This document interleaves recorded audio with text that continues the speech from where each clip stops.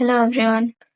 सबसे पहले मैं सभी को सॉरी कहना चाहूँगी क्योंकि मैंने इस स्टोरी को थोड़ा शॉर्ट में कंप्लीट किया है। उसकी वजह है मुझे आज ट्रैवल करना है कहीं और यही कारण था जो मैं इतने दिनों से बिज़ी चल रही थी। एक्चुअली मैं कहीं और शिफ्ट हो रही हूँ, तो नई जगह होगी, पता नहीं वहाँ का एनवायरनमेंट कैसा होगा, मैं वहाँ कैसे रह रही हूँ, अ, मैं वहाँ ठीक से रह पाऊँगी भी या नहीं, बहुत सी चीज़ें हैं। तो शायद मैं कुछ दिनों तक मैं कुछ भी अपडेट नहीं कर पाऊँगी, कोई भी वीडियो नहीं ला पाऊँगी। अब देखते हैं कितने दिन लगते हैं, कोशिश तो करूँगी कि जल्दी से वापस वीडियो लेकर आऊँ। हो सकता है 12-13 या फिर 14 तारीख के बाद से मैं वीडियो लाना शुरू करूँ, ठीक है? तब तक मेरा वेट कर लीजिएगा। और ये स्टोरी कंप्लीट होगी पूरी तरह से, लेकिन कुछ-कुछ चीज़ें बस शॉर्ट में निपटाई है मैंने, ठीक है? उसका बुरा मत मानिएगा, बाकी स्टोरी कंप्लीट है। तो शुरू करते हैं, बस यही बताना था मुझे। मैं इसी के चलते ना बहुत ही ज़्यादा बिज़ी चल रही थी, अपने कोई भी काम नहीं कर पा रही थी। आज जाना है मुझे और जैसे-तैसे मैंने इसे कंप्लीट किया, रिकॉर्ड किया, अब शेयर कर रही हूँ। तो बहुत बातें कर ली, अब शुरू करते हैं इसके लास्ट पार्ट को, ओके? और कुछ और भी बात थी जो मैं कहना चाह रही थी। एक्चुअली यूट्यूब में कुछ बड़ा अपडेट होने वाला है, तो शायद अगर मेरे चैनल को कुछ हुआ तो पता नहीं। मैंने एक दूसरा चैनल का लिंक है डिस्क्रिप्शन में, अब चाहे तो उसे जॉइन कर लेना, ठीक है? मुझे ढूँढने में आसानी होगी अगर चैनल को कुछ हुआ तो मैं उस पे अपडेट किया करूँगी, ठीक है? बस यही बताना था, उसे जॉइन कर लेना। ईशान को देखते हुए ही लालवांगची की आंखें बंद होने लगी थी। वो अचानक ही जमीन पर गिर जाता है। इस बात से अनजान के अंधेरे में नजर न आती पीछे एक गहरी ढलान है। ईशान का शरीर उस ढलान में गिरता चला जाता है। लालवांगची जोर से ईशान का नाम लेकर बिस्तर से उठकर बैठ जाता है। उसकी आंखें आंसुओं से भरी हुई है, चेहरा पसीने से तरबतर है। ये सारी यादें उसकी आत्मा को कपाकर रख देती है। ये मंजर हर रोज लालवांगची की आंखों के सामने नजर आता है, एक सपने के रूप में जो उसे एक गहरे गिल्ट में डुबोता चला जाता है। उसकी एक गलती ने बहुत से लोगों के दिल को गहरी चोट पहुंचाई है और उसकी सजा तो देखो। हर एक की नफरत का सामना करना पड़ रहा है उसे। उससे भी बढ़कर वो शख्स जिसके लिए लालवांगची आज एक अजनबी है। क्या वो वापस उसका प्यार पा सकेगा या फिर जिंदगी भर उसे इसी तरह घुटकर जीना होगा? लालवांगची अपने आप को सिकोड़ कर बेड पर बैठ जाता है। वो मन में कहता है, "रीन, प्लीज वापस आ जाओ। मुझे अपना प्लान सन समझकर जो भी सजा दोगे सब कुछ मंजूर होगा, लेकिन अब और आपसे दूरी बर्दाश्त नहीं हो रही। रीन, माफ कर दो अपने लालजान को। बस एक बार, बस एक मौका दे दो अपने प्यार को साबित करने का। जिंदगी भर आपका साथ नहीं छोड़ूंगा, मरते दम तक नहीं। I love you Reen and I am missing you so much." ये सोच लालवांगची साइलेंटली रोने लगता है। 4 साल पहले की उस रात के हादसे ने ईशान की यादों को मिटा दिया। ईशान की फैमिली को ईशान जिस हालत में मिला, अपने अपने बेटे को इस हालत में देखना उन्होंने कभी सोचा भी नहीं था कि ये दिन भी आएगा। उनका लाडला बेटा जिसके जिसके कदमों में दुनिया की सारी खुशियां रखना पूरा वे परिवार की ख्वाहिश थी, उन्हें अपने बेटे को इस हालत में देखना पड़ा जहां वो अपनी जिंदगी और मौत के बीच जूझ रहा था, सिर्फ उस इंसान के कारण जिससे वो प्यार करता था। उसकी ही वजह से उनके बेटे की ये हालत है। 6 महीने कोमा में रहने के बाद ईशान को होश आया। वो अपनी कई कई सालों की यादों को भुला चुका था। वे फैमिली ने डिसाइड किया कि वो ईशान को पिछली यादों की कोई भी बातें नहीं बताएंगे, न ही लालवांगजी के बारे में बताएंगे। उसका नाम तक ईशान के सामने नहीं लिया जाएगा। सभी भूल जाएंगे कि लालवांगजी नाम का कोई शख्स भी एग्जिस्ट करता है। नतीजा ये निकला कि ईशान पहले से पूरी तरह बदल चुका था।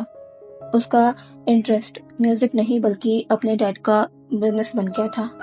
वो अब पहले की तरह हंसमुख नहीं रहा था, बल्कि मैच्योर और कम बोलने वाला बेबुशान बन गया था, जो कम ही हंसता। लेकिन उसकी फैमिली को ये भी मंजूर था जब तक बेबुशान सही सलामत है।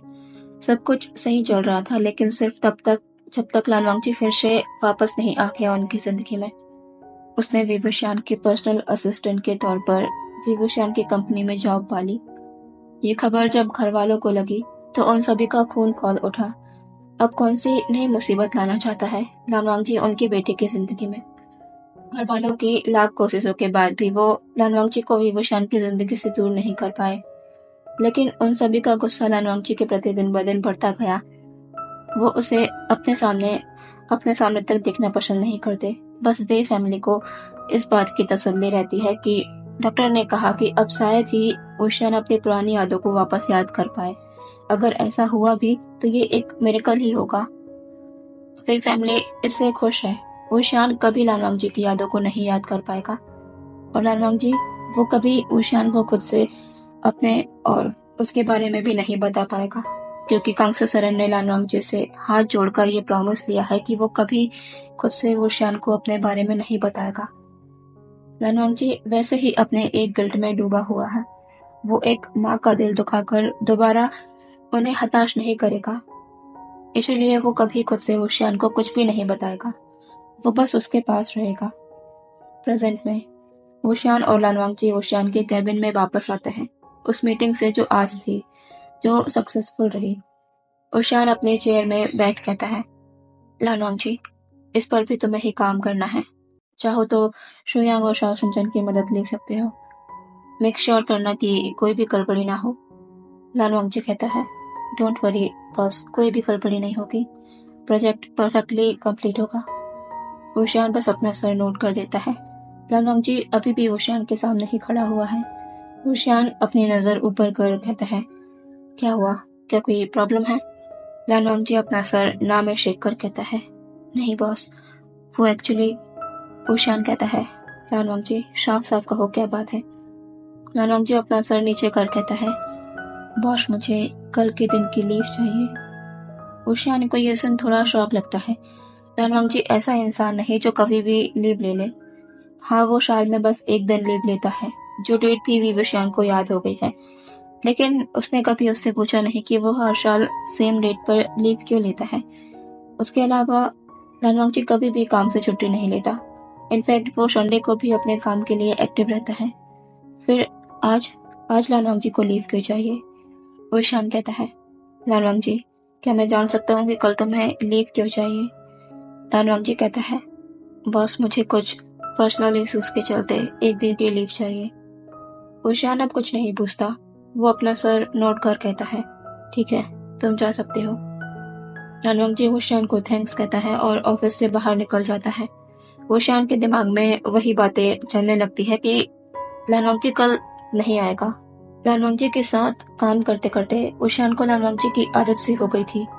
अब जब वो कल नहीं आएगा तो ओशियन को पता नहीं क्यों बहुत अजीब लग रहा है। सिर्फ एक ही दिन की तो बात है, उसने कहा, पर्सनल इशू के चलते। ओशियन को वो पल याद आता है जब विभूषण ने रैंडमली ही लानवांग जी से ये पूछ लिया था कि उसकी फैमिली में कौन कौन है और सभी कहाँ रहते हैं, जिस पर लानवांग जी के एक्सप्रेशन थोड़े शक हो गए थे और उसने ये जवाब दिया था कि उसकी कोई फैमिली नहीं है और ना ही माँ बाबा है। ओशियन ने फिर आगे उससे कुछ नहीं पूछा। सही नहीं समझा उससे कुछ पूछना। ओशियन को कभी कभी लानवांग जी बहुत ही मिस्टीरियस सा लगता है। ऐसा लगता है कि वो अपने अंदर कई गहरे राज छिपाए हुए हैं। और कभी कभी लानवांग जी जिन नजरों से उसे देखा करता है, ओशियन उनका मतलब नहीं समझ पाता। वो बहुत ही स्ट्रेंज है। ओशियन के ख्याल एक फोन की रिंग से टूटते हैं। वो देखता है तो फोन मैडम यू का था। वो फोन को पिक कर कहता है, जी आंट। मैडम यू कहती है, ओशियन, आज हो सके तो घर जल्दी आ जाना। ओशियन कहता है, जल्दी? लेकिन क्यों? क्या कोई खास बात है? मैडम यू कहती है, हाँ, बहुत ही खास कुछ होने वाला है। आज घर पर जिन फैमिली के लोग आने वाले हैं, तुम्हें एक सरप्राइज से मिलेगा। जल्दी घर आ जाना। मैं फोन रखती हूँ, बहुत सी प्रिपरेशन करनी है मुझे। Okay, bye. रोशान फोन को देखता है और कहता है, सरप्राइज? और जिन फैमिली क्यों घर आ रही है? क्या यानली की शादी की डेट फिक्स करनी? यही होगा। ओशान फिर ज्यादा नहीं सोचता और अपने काम पर लग जाता है। उसे आज जल्दी घर के लिए निकलना है। अब यहाँ से देखते हैं सीधे एक दिन बाद। लानवांग जी एक दिन की लीव लेने के बाद आज ऑफिस आया है, जहाँ का माहौल उसे उसे थोड़ा बदला बदला लग रहा है। सभी खुश नजर आ रहे हैं। लानवांग जी को समझ नहीं आता कि क्या हुआ है। लेकिन वो किसी से कुछ पूछता नहीं। वो सीधे वुशियान के ऑफिस की तरफ बढ़ जाता है। वो ऑफिस की डोर पर नॉक करता है हमेशा की तरह। वो एक्सपेक्ट कर रहा था कि वुशियान की कोल्ड वॉइस आएगी हर रोज की तरह, कम इन। लेकिन आज ऐसा नहीं होता। आज वुशियान की आवाज सुनाई नहीं देती, बल्कि सीधे डोर खुल जाता है। लानवांगजी के सामने बहुत से लोग हैं, जो कोई और नहीं, वुशियान के दोस्त और उसके भाई बहन हैं। Jiang Cheng, Jiang Yali, Wan Qing, Shuyang, Shao Xinchen, Wenling, सभी। वो जियांग चेंग था जिसने लानवांगजी के लिए ये डोर खोला था। वो अब एक अजीब स्माइल के साथ लानवांगजी के पास आता है और अपने हाथ के स्वीट के बॉक्स को लानवांगजी की तरफ आगे बढ़ाते हुए कहता है, ये लो, आप भी अपना मुंह मीठा करो। आखिर आप वुशियानगा के असिस्टेंट जो हैं, आपको तो उनकी खुशी में शामिल होना ही चाहिए। क्यों, मैं सही कह रहा हूँ ना? शुयान कहता है, सही कहा। इस पर शाओ शिनचेन शुयान को आंखें दिखाने लगता है। शुयान कहता है, क्या इसमें गलत क्या है? जियांग याली बस अपना सर शेक कर देती है। और वन किंग, वो बस शांत खड़ी है। ये वुशियान भी शांत है। लानवांगजी जियांगचिंग की बातों का मतलब समझ नहीं पाता। वो कंफ्यूजिंगली जियांगचिंग को देखता है। जियांगचिंग कहता है, क्या क्या आपको अभी तक पता नहीं चला? कोई बात नहीं, मैं आपको बता देता हूँ। वैसे भी खुशी की खबर जो है कि हमारे वुशियान गागा की मैरिज फिक्स हो गई है, जिन फैमिली की बेटी जिन म्यांमार से। लानवांगजी अपनी ही जगह पर जम जाता है जियांगचिंग की कही बात को सुनकर। वो कुछ भी रिएक्ट ही नहीं कर पाता। वो नहीं समझ पा रहा कि वो क्या कहे। लानवांगजी अपनी नजर वुशियान पर करता है, जो ग्लास विंडो से बाहर की ओर देख रहा है। जियांगचिंग एक पिराने वाले स्माइल के साथ कहता है, आपको भी सुनकर खुशी हुई ना, हमारी तरह? 15 दिन बाद शादी है वुशियान गागा की। आपको शादी में जरूर आना होगा। लानवांगजी कुछ नहीं कहता। उसकी आंखें एक टक वुशियान पर टिकी हुई है। वुशियान एक कोल्ड वॉइस में कहता है, तुम सभी यहाँ से जाओ और आगे इस तरह काम के वक्त यहाँ मत आना। चैन हेली कहती है, चैन, और तुम सभी चलो यहाँ से, काका को डिस्टर्ब मत करो। सभी मुंह बनाते हुए वहां से चले जाते हैं, लेकिन जियांगचेंग, उसके फेस पर अलग ही खुशी है, जैसे वो यही चाहता था। वो लानवांगजी को इसी तरह देखना चाहता था। इससे उसके दिल को ठंडक मिलती है। वो भी वहां से चला जाता है। उसका काम हो गया। वो स्पेशली यहाँ लानवांगजी के लिए ही तो आया था, इसी एक्सप्रेशन को देखने आया था। जब उसे पता लगा कि वुशियान गागा की शादी म्यांमार से हो रही है। ऑफिस में स्वीट्स बांटना, ये तो सिर्फ एक बहाना ही था। वुशियान अब अपनी नजर लानवांगजी पर करता है, जो वैसे ही डोर पर खड़ा हुआ है। वो बात को बदलते हुए कहता है, लानवांगजी, हमें अभी एक क्लाइंट से मिलने जाना है। जल्दी से एक होटल बुक करो और उसका एड्रेस क्लाइंट को भी सेंड कर देना। आधे घंटे में हम निकल रहे हैं। लानवांगजी को पता चल जाता है कि ये कोई सपना नहीं है, सब कुछ सच में हो रहा है। विंग की शादी हो रही है किसी दूसरे ओमेगा से। लानवांगजी बस अपना सर नोट कर वहां से चला जाता है। वो यहाँ ज्यादा देर खड़ा नहीं हो पाएगा। लानवांगजी ऑफिस से बाहर सीधे वॉशरूम की ओर बढ़ जाता है। वॉशरूम के अंदर आकर लानवांगजी अपने आप को बंद कर लेता है। उसे ऐसा लग रहा है कि वो सांस नहीं ले पाएगा। लानवांगजी चेहरा ऊपर कर अपने आप को मिरर में देखता है। जिस जिस मोटिव से वो यहाँ आया है, वो उससे कहीं कहीं दूर होता जा रहा है। विंग को वापस से अपने प्यार का एहसास दिलाना, यही करने वो यहाँ आया था। लेकिन उसकी किस्मत तो देखो, ये भी नहीं कर सकता वो, क्योंकि उसके हाथ वुशियान की माँ के वादे से बंधे हुए हैं कि वो कभी वुशियान को खुद से कुछ भी नहीं बताएगा। लेकिन आज आज ये क्या हुआ? वुशियान की मैरिज किसी और से? नहीं, ऐसा नहीं हो सकता। मैं आपको फिर से नहीं खो सकता विंग। लेकिन मैं क्या करूं? बहुत देर तक लानवांगजी वही खड़ा रहता है। अब यहाँ से थोड़ी देर बाद देखते हैं वुशियान और लानवांगजी कार में हैं। वो उस होटल की तरफ बढ़ रहे हैं जहाँ उन्हें उनके फॉरेन क्लाइंट से मिलने जाना है। लानवांगजी धीरे से अपनी नजर अपने साइड में बैठे वुशियान पर करता है, जो सीधे सामने देख रहा है। वो अब अपनी नजर नीचे कर कहता है, कांग्रेचुलेशन बॉस, आपकी मैरिज है 15 दिनों में। वुशियान धीरे से अपना सर लानवांगजी की तरफ टर्न करता है, जो अब विंडो से बाहर देख रहा है। वो बस थैंक्स कहता है और कल जो हुआ उसे याद करने लगता है। वो जब घर पहुंचा तब तक सब कुछ ठीक था, जिन फैमिली आई उन लोगों ने चांग यानली और जिनजुन की शादी के बारे में बातें की, क्योंकि यानली अभी अपने करियर पर ध्यान देना चाहती है तो उन्हें जल्दी नहीं है शादी की, वो इंतजार कर सकते हैं। रोशियान को लगा कि बात यही खत्म हो गई है, लेकिन उसे नहीं पता था कि एक नया सरप्राइज उसका इंतजार कर रहा है। उसे शौक तब लगा जब जिन फैमिली ने मैनमन की शादी विवशान से करने की बात कही, जिसके लिए वुशियान बिल्कुल भी रेडी नहीं था। लेकिन शायद वुशियान की फैमिली वो इसके लिए तैयार थी। उस समय भी वुशियान ने ये साफ कह दिया कि वो ये शादी नहीं करना चाहता, लेकिन दूसरे दिन अपनी माँ के आंसुओं के आगे वो हार मान जाता है, जो अपने इकलौते बेटे की फैमिली बनते देखना चाहते हैं कब से। वुशियान को ना चाहते हुए भी सिर्फ अपनी माँ के लिए मैमे से शादी के लिए हाँ करना पड़ता है। 15 दिन बाद उनकी शादी है, लेकिन उसका दिल क्यों इतना घबरा रहा है, क्यों उसे ऐसा लग रहा है कि कुछ छूट रहा है उसके हाथों से। उसका मन क्यों नहीं मान रहा इस फैसले को पूरी तरह स्वीकार करने के लिए। दोनों ही अपनी फीलिंग से लड़ रहे हैं। एक चाहते हुए भी वो शान को सच नहीं बता सकता और दूसरा है कि सब कुछ से अनजान अपनी फीलिंग को ही नहीं समझ पा रहा। ऐसे ही कुछ दिन बीत जाते हैं। वोशान को आज एक बिजनेस मीटिंग के चलते दूसरी कंट्री जाना है। वो अपने घर से इसके लिए निकलने ही वाला होता है कि कांगसुसरन मैडम यू और उसे रोक देती है। वोशान कहता है, क्या हुआ माँ? कांगसुसरन कहती है, तुम अकेले नहीं जा रहे हो, कोई और है जो तुम्हारे साथ चल रहा है। वोशान कंफ्यूजिंगली अपनी माँ को देखता है और कहता है, माँ आप क्या कह रहे हो? कांगसुसरन कहती है, मैं भी तुम्हारे साथ इस बिजनेस ट्रिप पर जा रही है। वोशान के एक्सप्रेशन ये सुनकर शॉक्ड हो जाते हैं, जैसे उसे ये बात पसंद नहीं आई हो। वो कहता है, माँ मैं बिजनेस के सिलसिले में जा रहा हूँ। कांगसुसरन कहती है, हाँ तो मैंने कब इससे इनकार किया? तुम दोनों साथ में कुछ समय बिताओगे तो तुम्हें एक दूसरे को जानने का मौका मिलेगा। ये तुम्हारे लिए ही अच्छा होगा, इसीलिए उसे भी अपने साथ लेके जाओ, वो बस यहाँ आती ही होगी। वोशान कुछ कहता उससे पहले ही उन्हें मैमन की आवाज सुनाई देती है, आंटी मैं आ गई। सभी पलटकर पीछे देखते हैं, जहाँ मैमन अपने अपने लगेज के साथ खड़ी हुई है। वोशान बिना कुछ कहे वहां से चला जाता है। कांगसुसरन कहती है, मैमन तुम भी जाओ। मैनमन भी वोशान के पीछे चली जाती है।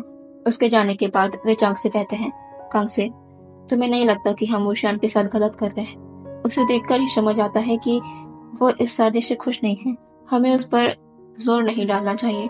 अगर फ्यूचर में कभी उसे सब कुछ याद आ जाए तो फिर वो कैसे ये सब एक्सेप्ट कर पाएगा?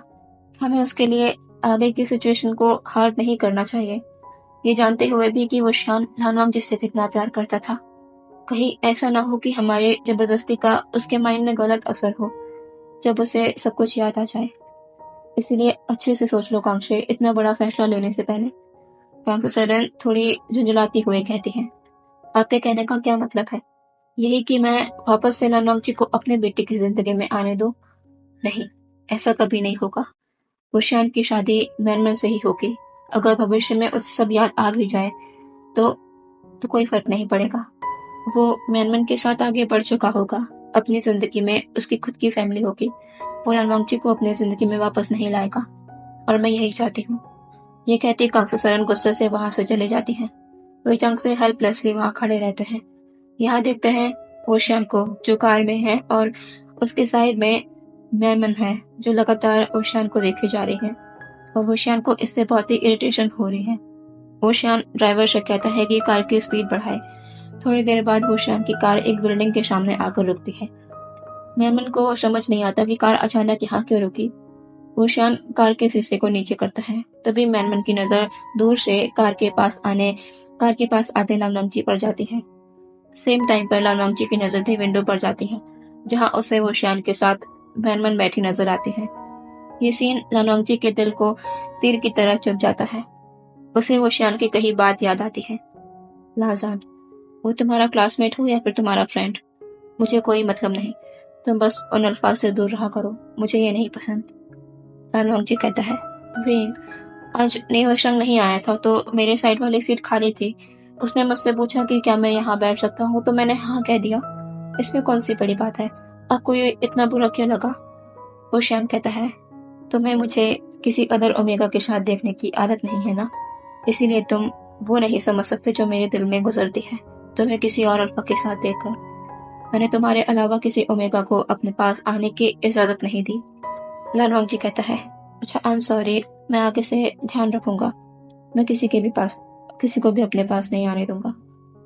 ओशान के अंदर उस पल क्या बीता होगा जब उसने किसी और अल्फा के साथ लालवांगची को देखा होगा। लालवांगची को आज ये बहुत अच्छे से समझ आ रहा था, क्योंकि उसे भी तो अच्छा नहीं लग रहा है ओशान को इस ओमेगा के साथ देखकर, जिससे ओशान की शादी तक होने वाली है। और लालवांगची अभी तक कुछ नहीं कर पा रहा है। म्यानमन कहती है, लालवांगची क्या हमारे साथ चल रहा है? ओशान बिना म्यानमन की तरफ देखे कहता है, वो मेरा पर्सनल असिस्टेंट है। वो तो मेरे साथ जाएगा ही, क्योंकि मैं वहाँ बिजनेस मीटिंग के लिए जा रहा हूँ, ना कि कोई ट्रिप पर। कुशियान का ये स्ट्रेट आंसर मैमा को पसंद नहीं आता, पर वो कुछ नहीं कह सकती क्योंकि उसे वुशान को गुस्सा नहीं दिलाना है। उसने सोचा था कि वो वुशान के साथ वहाँ अकेली होगी तो उसके पास बहुत से मौके होंगे वुशान के नजदीक आने के लिए, लेकिन उसे कहाँ पता था कि वुशान अपने साथ लानवांगजी को भी ले जा रहा है। लानवांगजी चुपचाप आकर ड्राइविंग सीट के साइड में बैठ जाता है। उनकी कार एयरपोर्ट के लिए निकल जाती है। कुछ घंटों के सफर के बाद वो लोग जापान में थे। उन्हें 2 दिन यहाँ रुकना होगा। कल वुशान की मीटिंग है। म्यानमन जब होटल पहुंचती है तो उसके सारे अरमान ठंडे हो जाते हैं जब उसे पता चलता है कि वुशान ने 3 रूम बुक किए हैं। एक उसके लिए, लानवांगची के लिए और खुद के लिए। उन लोगों की कुछ दिनों में शादी होने वाली है। उसके बाद भी वुशान ने उसके साथ रुकने की बजाय एक अलग कमरे में रुक रहा है। गुस्से में तिलमिलाए म्यानमन कमरे में इधर उधर घूम रही है। उसने इतनी मेहनत की यहाँ आने के लिए। मैडम यू को कन्विंस किया कि वो कांग्सो सरन से कहे कि मैमा को वुशान के साथ जाने दे। कांग्सो सरन पहले तो नहीं मानी थी, क्योंकि वो जानती है कि वुशान कितना सिंसियर है अपने काम को लेकर। ऐसे में वो वुशान को किसी भी तरह से डिस्टर्ब नहीं करना चाहती थी। लेकिन मैडम यू ने कांग्सो सरन को किसी भी तरह मना लिया था, और जब वो यहाँ आ गई है उसके बाद भी वो वुशान के करीब नहीं जा पा रही। मैनमन अपने मन में कहती है, कोई बात नहीं, मैं कोई ना कोई रास्ता निकाल ही लूंगी तुम्हें अपने पास लाने का। आखिर मुझे वाइफ जो बनना है भी वुशान की सबसे रिच फैमिली की डॉटर इन लॉ बनूंगी मैं, जिसका सपना मैं तब से देखते आ रही हूँ जब से मैंने पहली बार तुम्हें देखा है। बस एक बार हमारी शादी हो जाए, फिर तुम मुझसे दूर नहीं जा पाओगे। आखिर इतना नाटक किया है किस लिए? तुम्हारे घर में आने के लिए। तुम्हारी माँ के आगे एक केयरिंग परफेक्ट ओमेगा की एक्टिंग करना पड़ा, जो बहुत ही ज्यादा मुश्किल भी नहीं था। वाकई तुम्हारी माँ बहुत भोली है, पर इससे फायदा तो मुझे ही हुआ है। बस तुम्हें अपने हाथों में लाना है कैसे भी, ताकि तुम मुझसे दूर ना जा पाओ। वो काम भी मैं जल्दी ही करूंगी, तुम बस देखते जाओ। म्यानमन एक इविल स्माइल के साथ ये सब अपने दिमाग में सोचे जा रही थी। म्यानमन एक बहुत बिगड़ी हुई ओमेगा है। उसे मतलब है तो बस पैसा, नाम और शोहरत से। उसे ये सब मिल ही जाएगा विवशान से शादी करके। बस यही म्यानमन और उसके फादर का प्लान था, वरना म्यानमन किसी अल्फा के पीछे इस तरह भागे नहीं। ये तो म्यानमन की मजबूरी है, वरना उसके पीछे अल्फाज की लाइन लगी है और वो कई अल्फाज के साथ रिलेशनशिप में भी रह चुकी है। वो कोई रिसेंट ओमेगा नहीं है, उसे प्यार व्यार से कोई मतलब नहीं। अब यहाँ से देखते हैं दूसरे दिन। लानवांगजी और वे वुशान मीटिंग के बाद वापस से होटल आ चुके हैं। उन्हें वो प्रोजेक्ट भी मिल गया जिसके पीछे वुशान लगा हुआ था, जिससे उन्हें बहुत प्रॉफिट होने वाला है। कल वो लोग वापस चाइना के लिए निकलेंगे। अभी रात का समय है और वुशान लानवांगजी म्यानमन क्लब में मौजूद है। वुशान यहाँ नहीं आना चाहता था, लेकिन म्यानमन की फालतू की जिद के कारण उन्हें यहाँ आना पड़ा। वुशान ने लानवांगजी को भी अपने साथ आने का कहा, और लानवांगजी यही चाहता था कि वो भी वुशान के साथ जाए, क्योंकि उसका मन नहीं मान रहा था वुशान को म्यानमन के साथ अकेला छोड़ने का। वुशान शांति से बैठा ड्रिंक कर रहा है। म्यानमन और लानवांगजी भी उसके पास ही है। तभी अचानक ही वुशान को अपना सर भारी होता महसूस होने लगता है। वो अपनी ड्रिंक को नीचे रख देता है और अपनी जगह पर खड़ा हो जाता है। लानवांगजी वुशान को देख कहता है, बॉस क्या हुआ, अब ठीक है? वुशान कहता है, कुछ नहीं, हमें वापस चलना चाहिए। लानवांगजी कहता है, ठीक है चलिए बॉस। म्यानमन वुशान को ही देखे जा रही है और ना जाने उसके चेहरे पर एक अलग ही स्माइल है, किस बात की पता नहीं। तीनों वापस अपने होटल आ जाते हैं। वुशान को अपने अंदर बहुत ही ज्यादा गर्मी महसूस होने लगती है। वो अपने सर को पकड़े धीरे धीरे अपने कमरे की तरफ बढ़ रहा है। लानवांगजी वुशान को नोटिस कर रहा है। अचानक उन्हें क्या हुआ, वो अभी तो ठीक थे। फिर इतने में ही वुशान थोड़ा सा अपनी जगह से डगमगा जाता है। लानवांगजी जल्दी से वुशान के हाथ को पकड़ उसे संभाल लेता है। वो कहता है, बॉस क्या हो रहा है आपको? वुशान कहता है, पता नहीं, गर्मी, बहुत तेज गर्मी है। लालवांग जी कहता है, बॉस आप क्या कह रहे हैं? तभी म्यानमन लालवांग जी के पास आकर लालवांग जी को उससे दूर कर कहती है, तुम अपने कमरे में जाओ, वुशियान को मैं अपने कमरे में छोड़ दूंगी। लालवांग जी कहता है, लेकिन म्यानमन उसकी बात को काटते हुए कहती है, तुम्हारी ड्यूटी बस यहीं तक थी, अब हमें थोड़ा प्राइवेसी दे दो, आखिर हमारी शादी होने वाली है, क्या तुम्हें नहीं पता? लालवांग जी की मुठिया ये सुनकर कस जाती है। म्यानमन वुशियान को लेकर वुशियान के रूम के अंदर चली जाती है। लालवांग जी की आंखें सस्पिशियस ढंग से म्यानमन को देख रही थी। उसका ये बदलता नेचर और एक अलग ही डेस्परेशन वुशियान को उसके कमरे में ले जाने की। लालवांग जी को कुछ कुछ सही नहीं लगता। म्यानमन वुशियान को उसके कमरे में लाकर बेड पर छोड़ देती है। वुशियान को अपना ही होश नहीं है कि वो कहाँ है, उसके साथ कौन है। वो तो बस अपने अंदर बढ़ती गर्मी और फिजिकल नीड्स को फेस कर रहा है। ये अचानक उसकी बॉडी के साथ क्या हो रहा है? वुशियान अब अपने शर्ट की बटन को ओपन करना शुरू कर देता है। उसे अपने शरीर की गर्मी बर्दाश्त नहीं हो रही, लेकिन म्यानमन को वुशियान को ऐसे देखकर बड़ी ही खुशी हो रही है। वो अपनी ड्रेस को लूज कर वुशियान के पास आ रही है, लेकिन कुछ कदम चलने के बाद ही म्यानमन को डोर पर नॉक सुनाई देता है। म्यानमन एक इरिटेटिंग फेस बनाकर कहती है, अब कौन है? वो जब डोर को ओपन करती है तो उसके सामने होटल का कोई स्टाफ है, जो उससे कहता है कि क्या वो मिस जेन म्यानमन है। म्यानमन जब हाँ कहती है तो वो इंसान उससे कहता है कि कोई उससे मिलने के लिए उसका वेट कर रहा है। म्यानमन का सवाल यही होता है कि कौन है जो उससे मिलना चाहता है। वो स्टाफ कहता है कि उसे नहीं पता। मैमा कहती है, ठीक है, कहाँ है वो पर्सन? वो स्टाफ मैमा को अपने साथ काफी दूर एक कमरे के पास ले आता है। मैमा उस कमरे के अंदर चली जाती है, लेकिन उसके जाते ही डोर बंद हो जाता है और वो इंसान भी वहां से चला जाता है। मैमा दरवाजे को खटखटाती ही रह जाती है। उस इंसान ने उससे झूठ बोलकर उसे यहाँ इस तरह बंद कर दिया। यहाँ देखते हैं लालवांग जी को, जो वुशियान के कमरे में एंटर कर डोर को बंद कर देता है। वो पलटकर पूरे कमरे में देखता है, लेकिन वुशियान उसे कहीं नहीं नजर आ रहा। तभी लालवांग जी को वॉशरूम से पानी गिरने की आवाज सुनाई देती है। वो वुशियान को आवाज लगाते हुए उस तरफ बढ़ जाता है। बॉस, आप यहाँ हैं? लालवांग जी को जवाब नहीं मिलता। लालवांग जी फिर से कहता है, बॉस आप। तभी सडनली वॉशरूम का डोर खुलता है और वुशियान लालवांग जी को झटके से अपने पास खींच लेता है। लालवांग जी इस सडन एक्शन के लिए तैयार नहीं था। वो अपने सामने वुशियान को देखता है, जो उसे दीवार पर प्रेस किए हुए है। अभी दोनों दोनों ही शावर के पानी में भीग रहे हैं। लालवांग जी को पूरे वॉशरूम में फैले हुए वुशियान के अल्फाशंड से ये समझने में देर नहीं लगती कि उसका शक सही था। मेहमान ने वुशियान की ड्रिंक के साथ छेड़छाड़ की थी, वुशियान को रट में लाने के लिए। वुशियान अभी शर्टलेस है। वो धीरे धीरे अपने आप को लालवांग जी के बहुत करीब ला रहा है। वो लालवांग जी के नेक को शक करना शुरू कर चुका है। लालवांग जी अपनी आंखों को बंद कर लेता है। वो उसे रोकता नहीं। इतने सालों बाद आज अपने शरीर में वुशियान की टच को पाकर लालवांग जी का शरीर ढीला हो जाता है। वो अब वुशियान के फेस को सामने कर उसके लिप्स पर किस करना शुरू कर देता है। थोड़ी ही देर में दोनों के कपड़े उनकी बॉडी से अलग हो जाते हैं।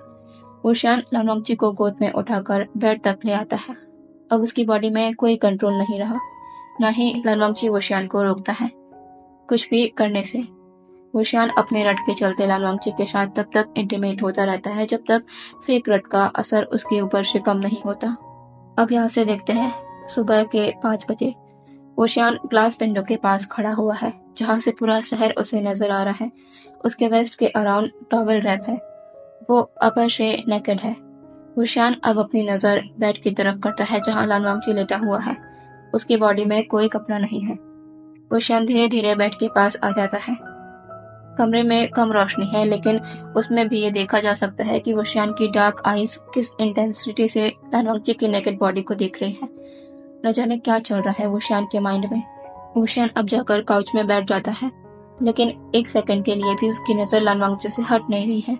वुशियान अपने सामने टेबल पर रखे सिगरेट के बॉक्स में से सिगरेट को निकाल स्मोकिंग करने लगता है और लगातार लालवांग जी को देखे जा रहा है। ये शॉकिंग है कि वुशियान को स्मोकिंग करते देखना। फिर आज ऐसा क्या हुआ? अब देखते हैं यहाँ से सीधे सुबह 7 बजे। लालवांग जी की आंखें धीरे धीरे खुलती हैं। वो अपने साइड में वुशियान को लेटा देखता है। उसे रात का सब कुछ याद आ जाता है। उसके मन में पहला सवाल यही आता है कि क्या वुशियान को रात का सब कुछ याद होगा? पता नहीं। लालवांग जी अभी यहाँ से जाना ही सही समझता है। ऊशान के जागने से पहले वो वॉशरूम में जाकर अपने कल के कपड़ों को पहनता है और रूम से बाहर निकल जाता है। उसके जाते ही विवशान बेड से उठकर बैठ जाता है। वो दरवाजे की तरफ ही देख रहा है जहाँ से अभी लालवांगची गया। उसका चेहरा अनरीडेबल है। न जाने क्या सोच रहा है वो। अब यहाँ से देखते हैं एक दिन बाद। लालवांगची विवशान की कंपनी में है। वो बस लैपटॉप के सामने बैठा हुआ है क्योंकि काम तो वो कर नहीं रहा है। उसकी वजह है लालवांगची का दिमाग जो रह रहकर इसी बात पे जा रहा है कि विवशान ने कुछ कहा क्यों नहीं उस रात के बाद। वुशियान ने उससे काम के अलावा किसी भी मैटर में कोई बात नहीं की है। वो वो लोग कल ही जापान से आ गए थे। मैं जब उस कमरे से बाहर आई तो वो सबसे पहले वुशियान के कमरे में आई जहाँ वुशियान बेड पर लेटा हुआ था। मैं को कमरे की हालत देखकर समझ आ गया कि यहाँ क्या हुआ होगा।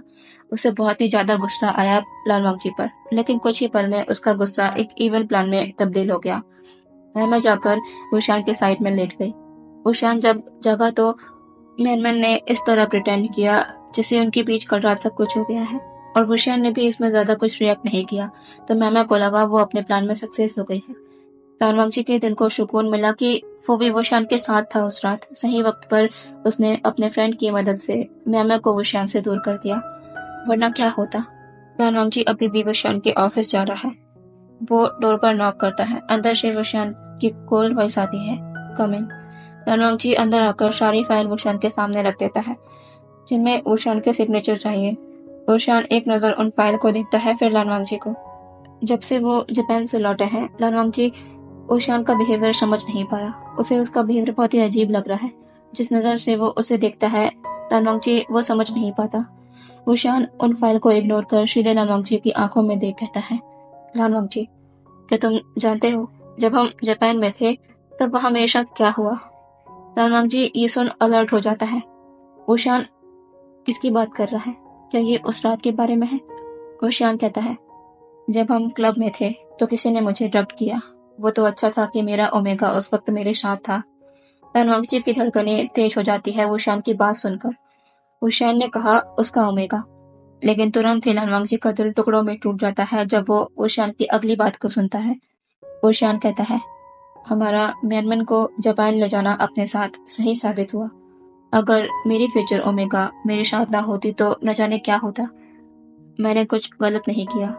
माँ की बात मानकर म्यामा को अपने साथ ले जाकर उस रात म्यामा के मेरे साथ होने की वजह से आज मैं सही सलामत हूँ। तुम्हारा इसमें क्या ख्याल है लालवांगची? म्यामा मेरे लिए एक सुटेबल पार्टनर है ना? मुझे अब ये समझ आ रहा है कि मेरी फैमिली ने उसे मेरे लिए क्यों चूज किया।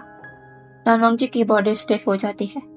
अगर वो ज्यादा देर यहाँ रुका तो अपने आंसुओं को रोक नहीं पाएगा जो उसकी आंखों से बहना चाहते हैं।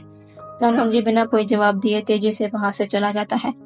वो ऑफिस में नहीं रुकता और सीधे टेरेस पे चला जाता है। वहां आकर लालवांगची अपने नीज पे गिर जाता है। वो शान को उसके साथ बिताई रात याद नहीं। उसे लग रहा है कि मैं उसके साथ थी। नहीं, ऐसा नहीं हो सकता। लालवांगची आसमान की ओर देखकर जोर से चिल्लाता है, नहीं, ऐसा नहीं हो सकता। वो सिर्फ मेरे हैं, सिर्फ मेरे। ये कहता लालवांगची दिल खोलकर रोने लगता है। उसके साथ बिताए पलों को विवशान ने किसी और के पल कह दिए। उसका टच किसी और का टच। क्यों क्यों ऐसा होता है उसके साथ? लालवांगची बस रोए जा रहा है और दूर दीवार के पीछे खड़ा शख्स लालवांगची को देख रहा है। उसकी आंखों में क्या है? क्या ये दर्द है या फिर सुकून? पता नहीं। ये शख्स कोई और नहीं, विवशान है। वो तब तक वहां खड़ा रहता है जब तक लालवांगची वहां से नहीं जाता। अब यहाँ से बहुत दिन बीत जाते हैं। वे परिवार में वुशियान की शादी की तैयारियां जोरों से चल रही थी। बस कम ही दिन रह गए थे उनकी शादी को। लालवांगची इन दिनों थोड़ा शांत हो गया था। वो वुशियान के पास कम ही आया करता था, सिर्फ काम के चलते। लालवांगची के अजीब बिहेवियर ने वुशियान को थोड़ा हैरान तो किया था, पर वो ज्यादा नहीं सोचता। आज से सिर्फ 2 दिन बचे हैं वुशियान की शादी के। वे फैमिली में सभी खुश हैं। मैनमन भी अभी वे मेंशन में ही है क्योंकि वो जो शॉपिंग करके आई है वो सब मैडम यो और कांगसा सेरेन को दिखाना चाहती थी, जो सिर्फ एक गुड डॉटर इन लॉ बनने का दिखावा था और कुछ नहीं।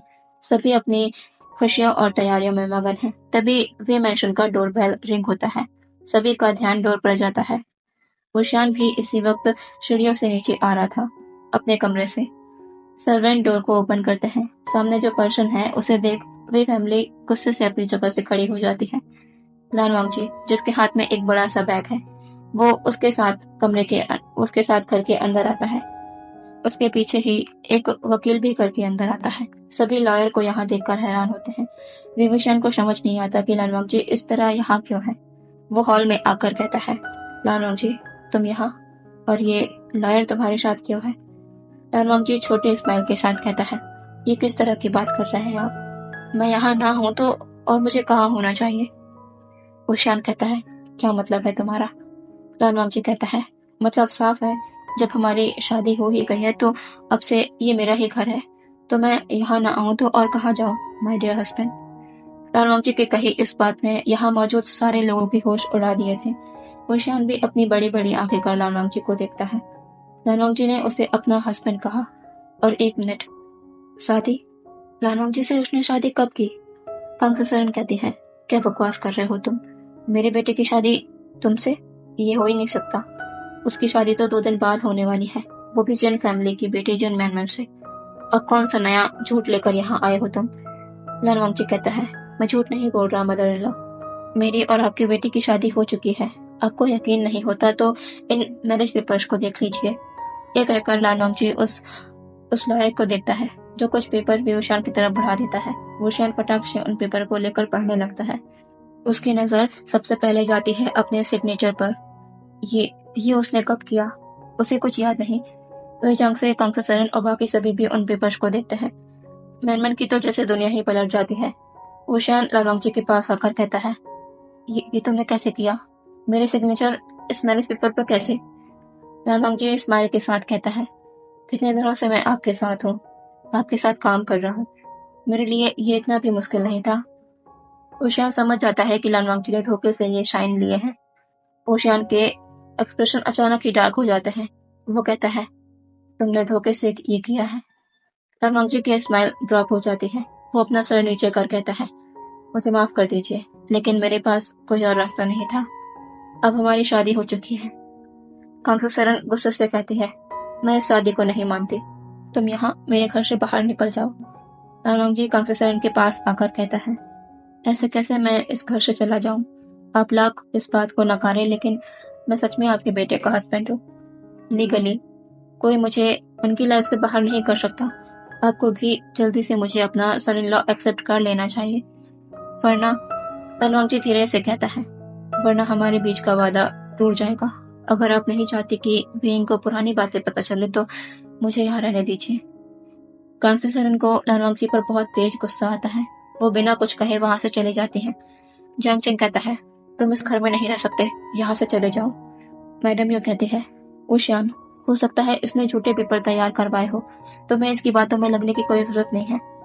लॉयर कहता है, ये पेपर गलत नहीं है, ये दोनों लीगली हस्बैंड है, इन्हें यहाँ से कोई नहीं निकाल सकता, वरना आप सभी पर कानूनी कार्रवाई की जाएगी। वे चांग से कहते हैं, ठीक है, ये यही रहेंगे, आप यहाँ से जा सकते हैं। मैनमन कहती है, अंकल, आप ये क्या कह रहे हैं? ऊशान की शादी तो मुझसे होनी है ना, फिर आप ऐसा कैसे कह सकते हैं? वे चांग से कहते हैं, बेटा, अब हम कुछ नहीं कर सकते, वो दोनों लीगली मैरिड हैं, हमें ये एक्सेप्ट कर लेना चाहिए। वे चांग से भी ये कहकर वहां से चले जाते हैं। मैम मैडम यू को देखती है। वो कहती है, आंटी, आप कुछ कहिए, ये सब गलत है। मैडम यू को भी समझ नहीं आ रहा वो क्या कहें।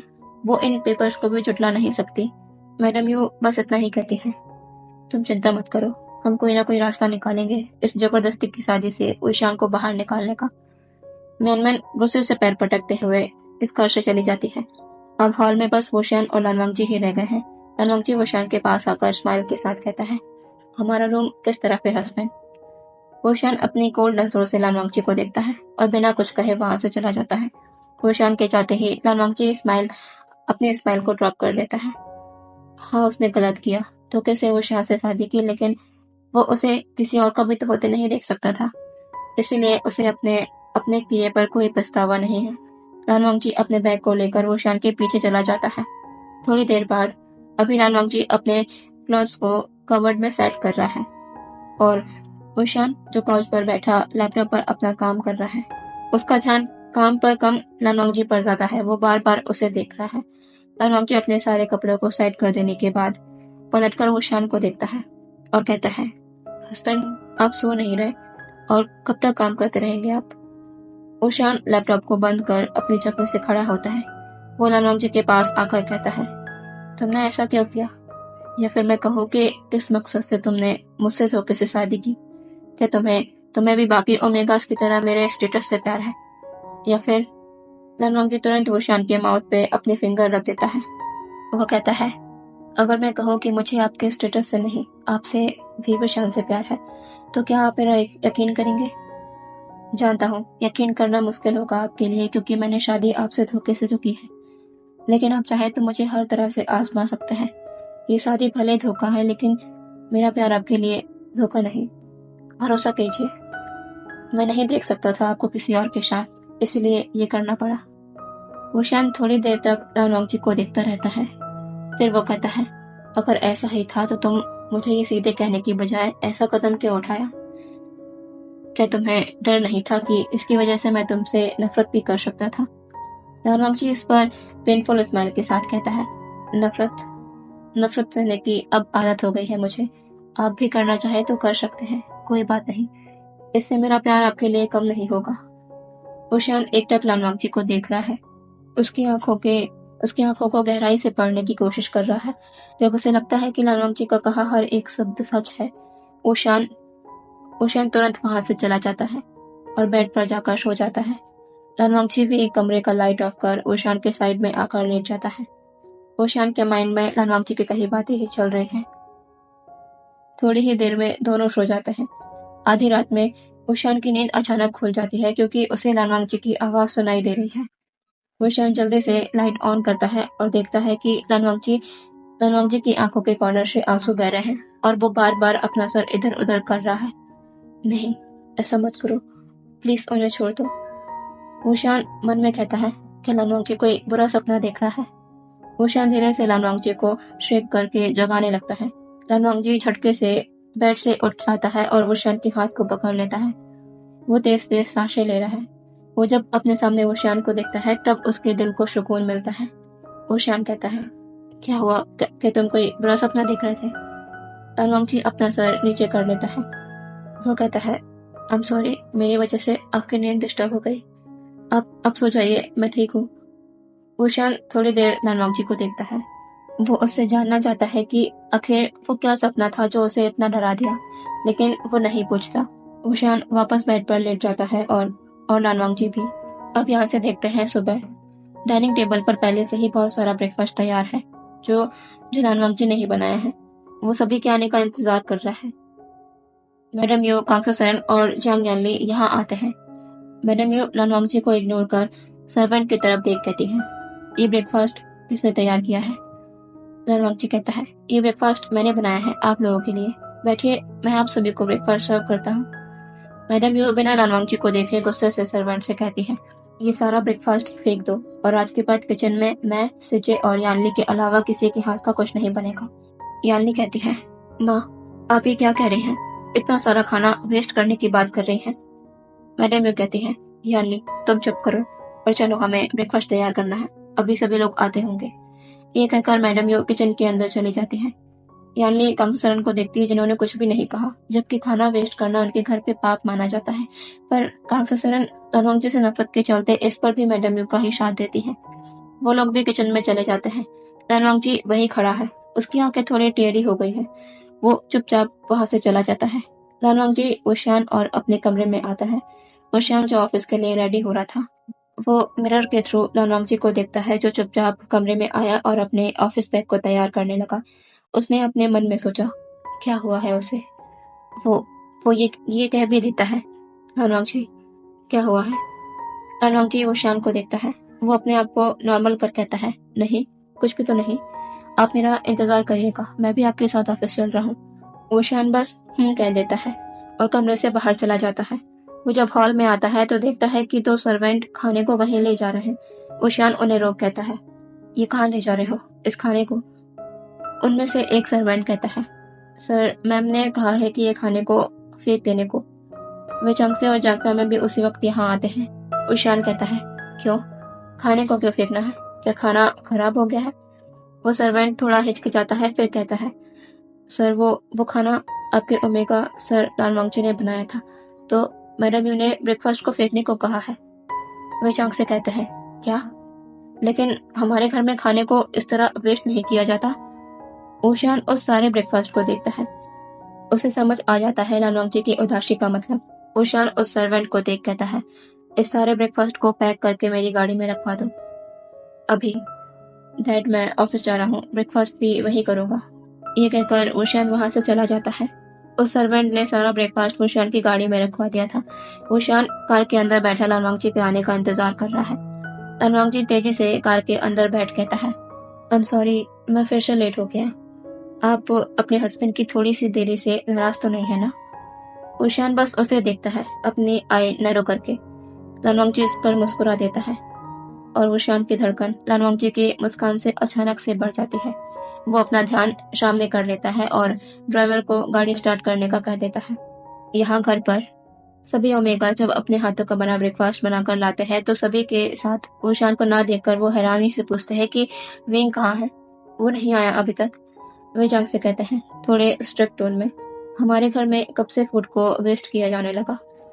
मैडम यू और कांग्रेसर के हाथ जो फूड सर्व करने वाले थे वो इस पर रुक जाते हैं। वो दोनों ही वे चंगसे को देखती हैं।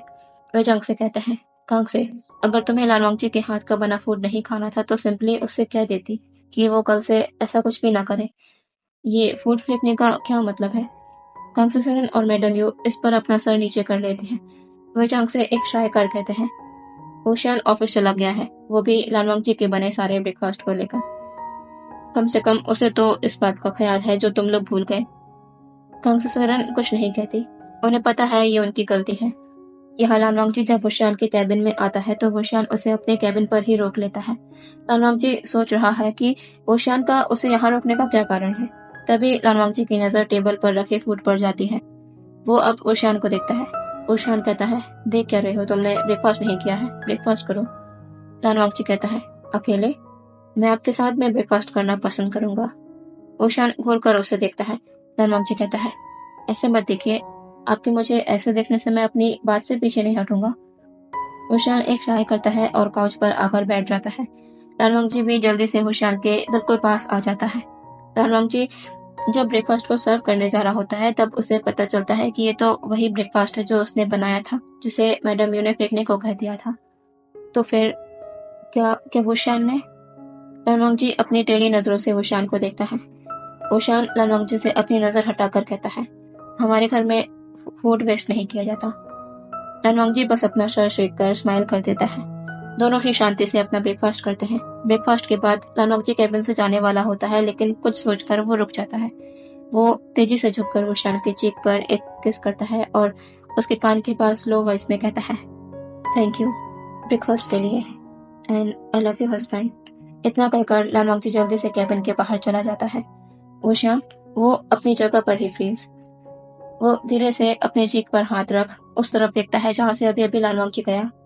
अचानक ही ओशियान के लिप्स थोड़े से ट्विस्ट हो जाते हैं। क्या ये स्माइल थी? पता नहीं। रात में ओशियान और लालवांगजी साथ में घर आते हैं लेकिन आज लालवांगजी किचन में नहीं जाता फूड प्रिपेयर करने। वो सीधे ओशियान के साथ उनके कमरे में चला जाता है। फ्रेश हो जाने के बाद ओशियान लालवांगजी से कहता है कि नीचे चलो डिनर करने के लिए। लालवांगजी का मन तो नहीं कर रहा था क्योंकि वो अपनी वजह से ओशियान की माँ या किसी और को परेशान नहीं करना चाहता था, लेकिन ओशियान के इंसिस्ट करने पर वो चला ही जाता है। लेकिन आज कोई उससे कुछ भी कड़वे शब्द नहीं कहता। लालवांगजी ओशियान के साइड में बैठा हुआ है और डिनर कर रहा है। कांग्रेसर ओशियान को देख रहे हैं जो थोड़ी थोड़ी देर में लालवांगजी को देख रहा है। वो इनके बीच का रिश्ता समझ नहीं पाती, क्या सही है क्या गलत है कुछ भी नहीं पता। ऐसे ही दिन गुजरते जाते हैं। वे फैमिली का गुस्सा लालवांगजी के लिए अभी भी कम नहीं हुआ था लेकिन वो धीरे धीरे लालवांगजी को घर का पार्ट मानने लगे थे। ओशियान हर बार लालवांगजी से पूछता कि उसे ऐसा कौन सा ड्रीम आता है जो वो इतना डर जाता है, लेकिन लालवांगजी कैसे भी करके इस बात को टाल दिया करता। लालवांगजी आज जब ओशियान के कैबिन में आता है तो उसकी आंखें शौक में बड़ी बड़ी हो जाती है क्योंकि म्यानमैन ओशियान के सामने खड़ी थी, वो भी उसके बहुत पास। और लालवांगजी ये कैसे बर्दाश्त कर सकता था। वो न आओ देखता न ताओ और सीधे जाकर झटके से मैमा को ओशियान से दूर कर देता है और ओशियान के सामने आकर खड़ा हो जाता है। मैमा पलटकर लालवांगजी को देखती है और गुस्से से कहती है, लालवांगजी तुम्हारी हिम्मत कैसे हुई मुझे धक्का देने की? लालवांगजी भी उतने ही गुस्से से कहता है, तुम्हारी हिम्मत कैसे हुई मेरे हस्बैंड के इतने करीब आने की? मैं कहती है, तुम्हारी वजह से हमारी शादी नहीं हुई, उसके बाद भी तुम मुझे गलत कहने की हिम्मत रखते हो। लालवांग जी कहता है, तुम गलत हो। दूसरों के हस्बैंड के इतना पास आना ये कौन सी अच्छाई है, और तुम यहाँ कर क्या रही हो? जाओ यहाँ से। म्यांगन कहती है, मैं नहीं जाऊंगी जब तक मैं विशान से बात ना कर लूं। लालवांग जी कहता है, तुम आसानी से नहीं मानोगी ना? ठीक है, तो तुम मानती हो ना कि हम दोनों हस्बैंड हैं?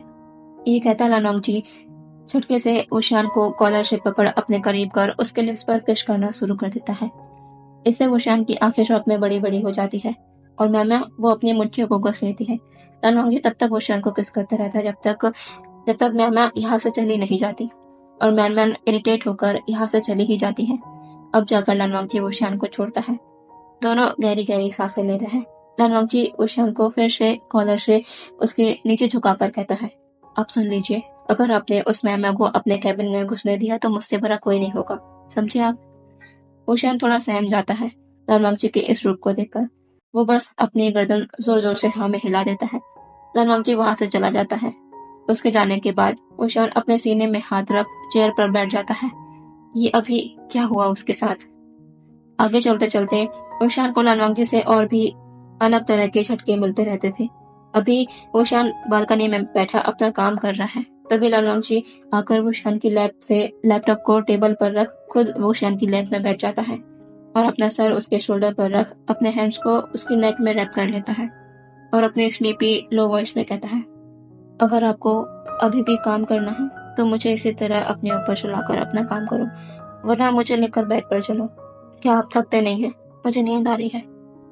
होशांग जो अपने एक नए शौक में था, वो उससे बाहर आकर लालवांग जी के पाउडर फेस को देखता है और अचानक ही उसके फेस पर स्माइल आ जाती है। लालवांग जी को देख होशियान को एक बात याद आती है जिसे वो अपने मन में ही कहता है, लालसान, तुम्हारी क्यूटनेस मुझे पागल कर देगी। होशियान लालवांग जी को गोद में उठाता है और उसे लेकर बेड पर आ जाता है। होशियान लेटे लेटे लालवांग जी को देख रहा है। वो धीरे से उसके फॉरहेड पर किस कर कहता है, तुम जरा भी नहीं बदले लालसान। उसे देखते देखते होशियान भी सो जाता है, लेकिन हर रात की तरह आज भी होशियान की नींद लालवांग जी की आवाज से खुलती है। होशियान आज सब सुनता है और समझने की कोशिश करता है कि लालवांग जी क्या कह रहा है और किस किस बारे में कह रहा है। लालवांग जी कह रहा है, नहीं, मत करो, मत मारो उन्हें, रुक जाओ। वेंग, मुझे माफ कर दो। वेंग, मुझे छोड़कर मत जाओ। वेंग, वेंग। लालवांग जी जोर से होशियान का नाम लेकर बेड पर उठकर बैठ जाता है, लेकिन तुरंत ही उसे कोई अपनी बाहों में समा लेता है। लालवांग जी होशियान के वार्म हग को पाकर अपने शरीर को ढीला छोड़ देता है। उसे सुकून मिलता है कि होशियान उसके पास है, वो कहीं नहीं गया। लालवांग जी धीरे धीरे होशियान की बाहों में ही सो गया। होशियान को आज लालवांग जी का वो पूरा सपना पता चला जिससे वो हमेशा डर जाया करता था। होशियान लालवांग जी के फॉरहेड पर किस कर कहता है, मैं यही हूँ तुम्हारे पास, डरो मत। कुछ दिन और बीतते हैं। होशियान और लालवांग जी के बीच नजदीकियां बढ़ने लगी थी, जो वह फैमिली की नजरों से भी छिपी नहीं थी। वो भी लालवांग जी को धीरे धीरे एक्सेप्ट करने की कोशिश करने लगे थे। वो कहते हैं ना कि कभी कभी हमारी किस्मत इतनी भी अच्छी नहीं होती कि खुशियां इतनी आसानी से हमें मिल जाए। वैसा ही कुछ अब लालवांग जी की जिंदगी में होने वाला था। लालवांग जी आज अपने ऑफिस से लीव लेने वाला है और होशियान ये बात पहले से ही जानता है, लेकिन वो कंफ्यूज है। क्या वो लालवांग जी से पूछे कि आज के दिन वो लीव क्यों लेना चाहता है, और या फिर वो खुद लालवांग जी का उसे बताने का इंतजार करे। लालवांग जी जब वोशान के पास आता है तो वोशान उससे पूछ ही लेता है कि वो कहाँ जाने वाला है आज, जिस पर लालवांग जी बस ये कहता है कि कोई उसका इंतजार कर रहा है, उसे जाना होगा। वो सही वक्त पर वोशान को सब बताएगा। वोशान फिर वही सवाल करता है, लालवांग जी, तुम्हारी फैमिली में कौन कौन है? लालवांग जी आज भी स्ट्रेट टोन में कहता है, कोई नहीं, मेरी फैमिली में कोई भी नहीं है। ओशियान को ये बहुत हैरान करता है। लालवांग जी कैसे कह सकता है कि उसकी फैमिली नहीं है, जबकि ओशियान जानता है कि लालवांग जी के फादर, अंकल और ब्रदर हैं उसकी फैमिली में। फिर ओशियान के सवाल सवाल ये रह जाते हैं और लालवांग जी वहां से चला जाता है। लालवांग जी ऑफिस से सीधे उसी छोटे से घर के सामने आकर रुकता है और बिना देरी किए घर के अंदर चला जाता है। वो जब घर के अंदर आता है तो दो स्मॉल स्मॉल बॉल्स उसके पैरों से आकर लिपट जाती है। लालवांग जी स्माइल के साथ, बड़ी वाली स्माइल के साथ अपना सर नीचे करता है। ये कोई बॉल नहीं, ये तो दो प्यारे प्यारे बच्चे हैं। लालवांग जी नीचे झुककर दोनों को अपनी गोद में उठा लेता है। लालवांग जी कहता है, हैप्पी बर्थडे माय बेबीज। वो बच्चे कहते हैं, थैंक यू मम्मा, पर आप देर से क्यों आए? हम सुबह से आपका इंतजार कर रहे हैं। क्यों आंट लिली? लिली जो इन बच्चों की केयर टेकर है, वो अपना सर हाँ में हिला देती है। लालवांग जी कहता है, सॉरी बच्चा, मम्मा को देर हो गई आने में। चलो अब हम और देर नहीं करते। आज तो मेरे युवान से जोई का बर्थडे है। बताओ कहाँ कहाँ घूमना चाहते हैं मेरे बेबी? युआन कहता है, मम्मा सिजोई को आइसक्रीम खाना है और मुझे भी, इसीलिए पहले हम आइसक्रीम खाने चलेंगे। लालवांग जी दोनों के चीक पर किस कर कहता है, जैसा तुम कहो बेबी। अब यहाँ से देखते हैं रात का सीन। पूरा दिन बाहर रहने के बाद लालवांग जी अब घर लौटा है। वो जैसे ही घर के अंदर आता है, घर के सभी मेंबर और साथ में मैनमैन को हॉल के बीचों बीच खड़ा देख लालवांग जी को कुछ अच्छी वाइब्स नहीं आ रही थी। उसे ऐसा लग रहा है जैसे कि कुछ बुरा हुआ है या होने वाला है। सभी एकटक लालवांग जी को देख रहे हैं। लालवांग जी सबसे पहले अपनी नजर वो शान पर करता है जो आखिरी में खड़ा खड़ा हुआ है, जिसका फेस बहुत ही कोल्ड है। लालवांग जी का दिल ओशियान को इस तरह देखकर घबरा जाता है। आखिर क्या बात हुई है? क्या कुछ गलत हुआ है? ओशियान अब लालवांग जी के सामने आकर खड़ा हो जाता है। वो कहता है, लालवांग जी कहाँ थे तुम? लालवांग जी कहता है, आप ऐसा क्यों पूछ रहे हैं? मैंने आपको बताया था ना कि मैं। ओशियान कहता है कि तुम किसी के पास जा रहे हो। किसके पास गए थे? बताओ मुझे। लालवांग जी ओशियान को गुस्सा करते देख थोड़ा सहम जाता है। वो क्या कहे कि वो कहाँ गया था? लालवांग जी कुछ नहीं कह पाता। मैनमैन लालवांग जी के पास आकर कहती है, बोलो, अब चुप क्यों हो तुम? बताओ सभी को, अपने बच्चों से मिलने गए थे तुम, जो आज 3 साल के हो गए हैं। ये सुन लालवांग जी अपनी बड़ी बड़ी आंखें कर मैनमैन को देखता है। मैनमैन कहती है, क्यों, क्या हैरानी हो रही है? कभी सोचा नहीं था ना कि इस तरह तुम्हारा छिपाया हुआ राज सभी के सामने आएगा। अब बोलो सभी को, सच बताओ, कहते क्यों नहीं? लालवांग जी ओशियान को देखता है जो अपनी लाल आंखों से लालवांग जी को देख रहा है। ओशियान अपनी काम वॉइस में कहता है, लालवांग जी मेरे पास एक सवाल का जवाब दो, जब वो दोनों बच्चे तुम्हारे हैं। लालवांग जी ओशियान की आंखों में ही देख अपना सर नोट कर देता है। ओशियान की मुठ्ठियां कस जाती है। वो पास के ही फ्लावर वॉश को जोर से जमीन पर पटक कहता है, फिर से धोखा। लालवांग जी ओशियान के पास आकर कहता है, हस्बैंड ऐसा ऐसा कुछ भी नहीं है जैसा आप समझ रहे हैं। मेरी बात। लालवांग जी की बात को मैनमैन बीच में काटते हुए कहती है, अब तुम्हारे बहाने बहाने बनाने का कोई मतलब नहीं बनता, क्योंकि ये डीएनए रिपोर्ट सब सच बता रही है। तुम्हारा काला सच, जिसे तुम सब सच छुपा रहे थे, कि वो दोनों बच्चे तुम्हारे और तुम्हारे पहले हस्बैंड शैन माओ के बच्चे हैं। लालवांग जी शॉकिंगली मैनमैन को देखता है। वो कहता है, क्या मतलब है तुम्हारा? मैनमैन कहती है, अभी भी नहीं समझ आया? अभी भी ना समझ बनने की एक्टिंग मत करो। कितना लालच भरा है तुम्हारे अंदर। पैसे के चक्कर में तुमने अपने पहले हस्बैंड को छोड़ दिया, यहाँ तक कि उससे तुम्हारे 2 बच्चे भी हैं, और शान से धोखे से शादी की, और कितना नीचे गिरोगे। लालवांग जी कहता है, हस्बैंड ये सब झूठ है, उसकी बात का भरोसा मत करो। शर्मा वो मेरा हस्बैंड नहीं है। मेरी कभी उससे शादी नहीं हुई। आपके जाने के बाद। लालवांग जी अचानक ही कहते कहते रुक जाता है। वो कांगसेन की तरफ देखता है। वो सच नहीं कह सकता। लालवांग जी कहता है, हस्बैंड सच में वो शैन माओ के बच्चे नहीं हैं। मैम लालवांग जी के सामने डीएनए रिपोर्ट को थ्रो कर कहती है, तो क्या ये रिपोर्ट झूठी है, या फिर तुम इसे भी नकारोगे कि तुम शैन माओ को नहीं जानते जो अभी जेल में है? लालवांग जी कहता है, मैं उसे जानता हूँ, लेकिन ये जो जो भी तुम कह रहे हो वो सब झूठ है। हस्बैंड मेरा यकीन करो, वो बच्चे उसके नहीं हैं। ओशियान कहता है, तो फिर किसके बच्चे हैं वो दोनों? लालवांग जी इस पर चुप हो जाता है। वो बहुत ही दुविधा में है। क्या वो ओशियान को सच बता दे, लेकिन क्या वो उसका विश्वास करेगा, जबकि उसे पिछला कुछ भी याद नहीं? ओशियान ऊंची आवाज में कहता है, मैंने पूछा किसके बच्चे हैं वो? लालवांग जी ओशियान की तेज आवाज से फ्लिंच हो उठता है। वो अपने कांपते होठों से कहता है, वो बच्चे आपके? ओशियान गुस्से से लालवांग जी के शोल्डर को पकड़ उसे दूर धक्का दे देता है। लालवांग जी जाकर जमीन पर गिरता है। ओशियान अपनी ऊंची आवाज में कहता है, झूठ मत बोलो अपनी गंदी जुबान से। किसी और का पाप मेरे सर पर मरना चाहते हो तुम? मेरे मेरे बच्चे। ओशियान पेनफुल स्माइल के साथ कहता है, मेरे बच्चे? तुमने कभी मेरे बच्चों को पलने भी कहाँ दिया? हर बार गोलियां खाकर उन्हें पहले ही मार दिया करते थे तुम, और अब कह रहे हो मेरे बच्चे। लालवांग जी, जिसकी नजर फ्लोर पर थी, वो अब अपना फेस ऊपर कर वुशियान को देखता है शॉकिंगली। वो कहता है, आपको याद आ गया?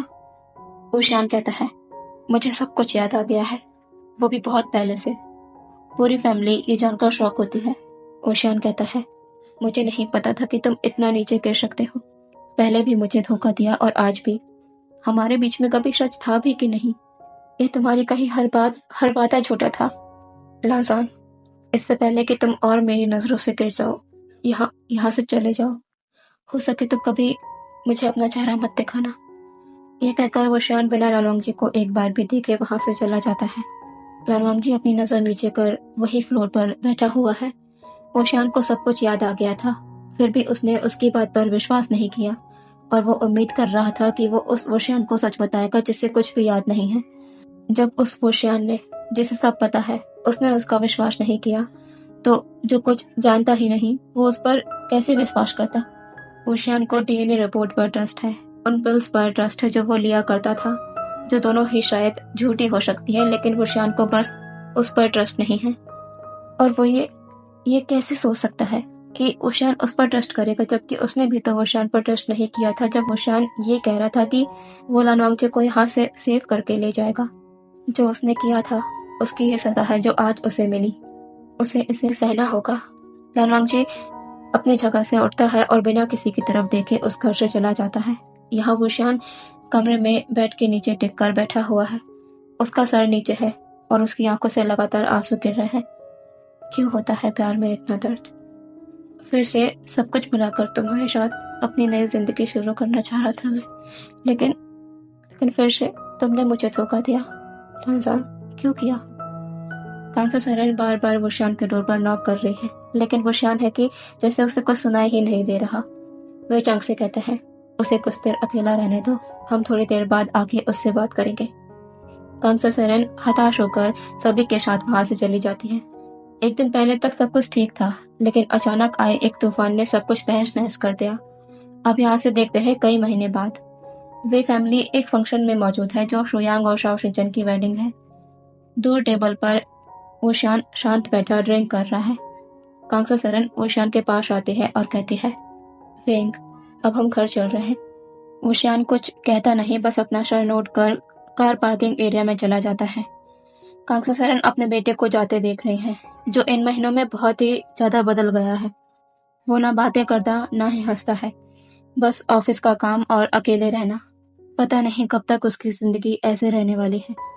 अब यहाँ से थोड़ी देर बाद वुशियान कार ड्राइव कर रहा है। उसकी कार में वे चांग से कांसा सरन और यानली हैं, और पीछे आती दूसरी कार में जांग चेंग, मैडम यू और जांग हेमिया हैं। कुछ दूर और चलकर वुशियान और सभी को दो बच्चे रास्ते पर आती जाती कारों को हाथ दिखाकर रोकते नजर आते हैं। कांसा सरन कहती है, अरे वो बच्चे इतनी रात में ये रोड पर क्या कर रहे हैं? कहीं कुछ हो न जाए उन्हें। वुशियान को भी ये उन बच्चों के लिए सही नहीं लगता। वो उनसे थोड़ी दूर कॉर्नर पर अपनी कार को रोकता है। जंगचंग भी वुशियान की कार के पीछे अपनी कार को रोक देता है। वुशियान और बाकी सभी कार से उतर उन बच्चों के पास जाने लगते हैं। वो बच्चे इन कार वाले लोगों को अपने पास आते देख जल्दी से उनके पास दौड़ जाते हैं। वो वुशियान के कपड़ों को खींच कहते हैं, अंकल, अंकल हमारी मदद करो। कांसा सरन उन बच्चों के पास झुकती है। अंधेरे के कारण वो बच्चों को अच्छे से नहीं देख पा रहे। कांसा सरन कहती है, बेटा क्या हुआ? इतनी रात में इस तरह यहाँ क्या कर रहे हो तुम दोनों? ये सही नहीं है। वो बच्चे कहते हैं, मम्मा हमारी मदद करो, प्लीज हमारी मदद करो। कांसा सरन कहती है, मदद? क्या हुआ? क्या मदद चाहिए तुम लोगों को? वो बच्चे वोशियान के हाथ को पकड़ एक और इशारा कर कहते हैं, हमारी मम्मा को हॉस्पिटल ले जाना है। मम्मा हर्ट है, लेकिन कोई हमारी मदद नहीं कर रहा।